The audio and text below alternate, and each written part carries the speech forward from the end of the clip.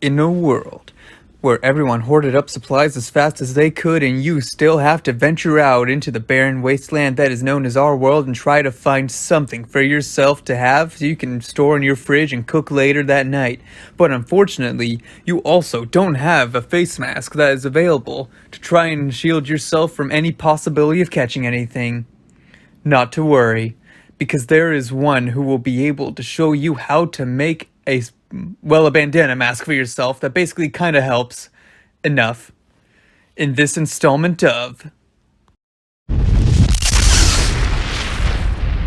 Hi diddly ho, Quarantinerinos! Today is day 8 of social isolation for me, and I'm going to walk you through how to use your sewing machine. This model is the Singer Featherweight 221.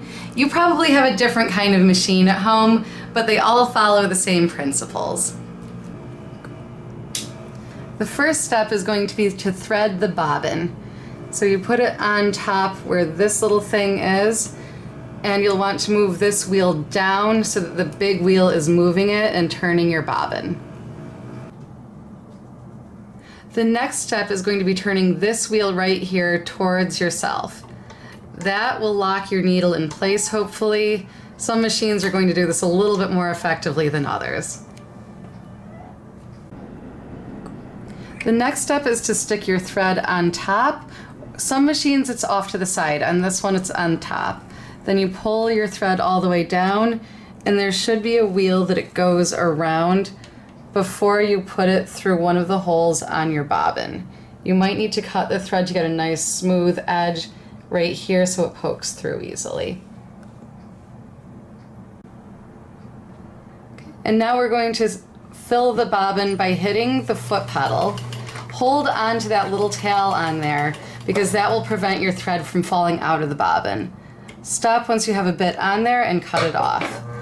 And then I'm going to be holding on to my thread at the top, making sure that it's going on and not falling off of the machine.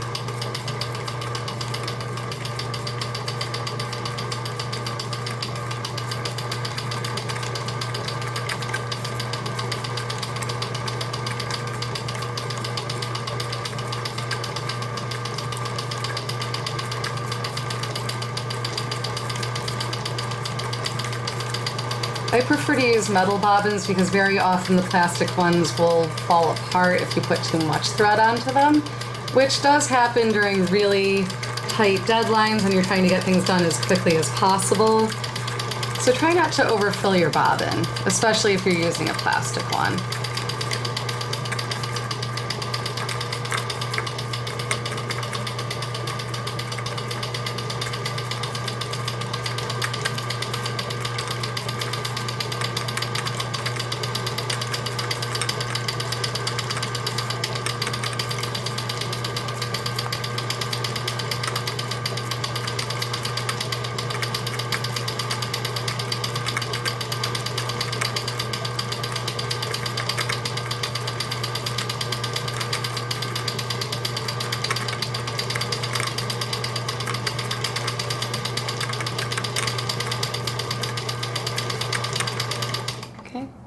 When you're finished, you just cut this thread at the top, pull this off of the wheel,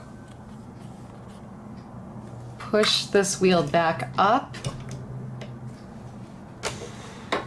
and tighten this back the way it was before.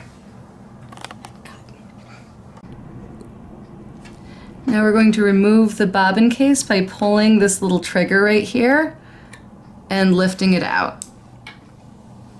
The bobbin then gets dropped into it. You'll want your thread going this way, and it goes into there.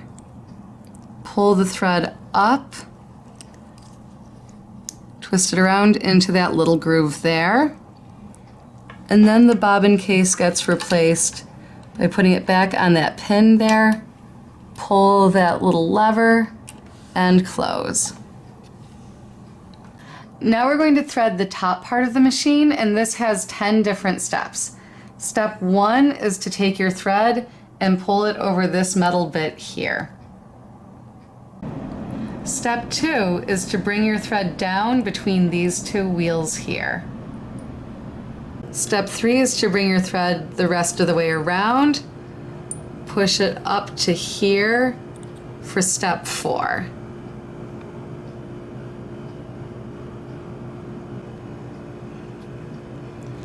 Step 5 is to bring your thread up and around here, so it's caught on that piece of metal. Step 6 is to go from right to left through this hole here.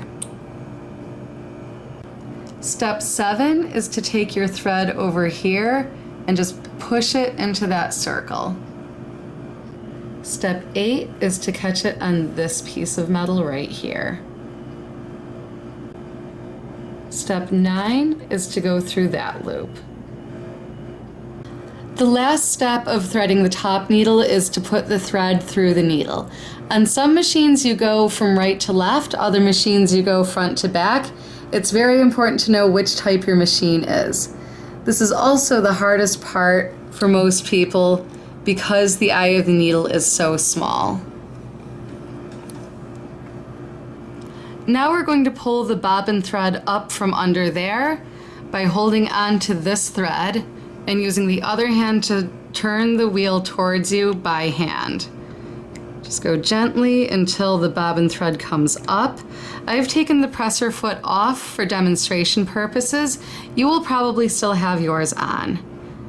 And we're going to pull the bobbin thread through just like that.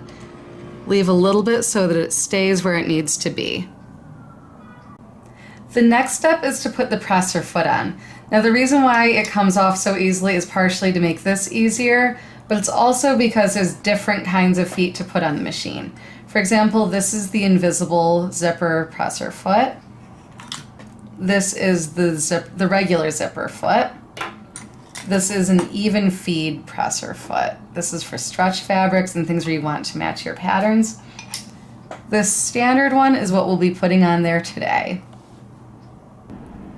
To put the presser foot on, you put it right here around that bolt and turn it right to tighten it.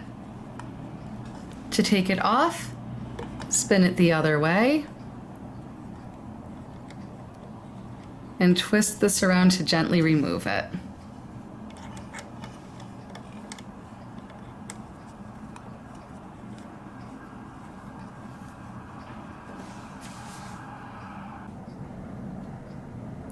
Over here we have our stitch gauge. This will determine how long your stitches are. If you have this all the way to the bottom at number 6, that is for machine basting or making very large stitches. For example, if you're using heavy fabric, that can be really useful to do it with longer stitches. If you twist it this way, it goes up to your size 8. That is the standard stitch length. 12 and 20 are mostly for very fine fabrics, and those make much shorter, tinier stitches. For your back stitch, you'll want to pull this all the way up to here. You do a couple of back stitches, pull it back down for the rest of the project. This style here adjusts the tension of your stitches. For most machines, you'll want to leave it somewhere around a 3 or a 4 for most stitches. You'll be able to figure out which is your standard tension based on your machine as you use it. I usually turn it all the way down to 1 or 0 when I'm doing machine gathering. That's the loosest stitches. If I'm sewing a very fine fabric and I need it a little bit tighter, I'll go up to a 4 or a 5. For the most part though, we'll be leaving it on our standard tension right here.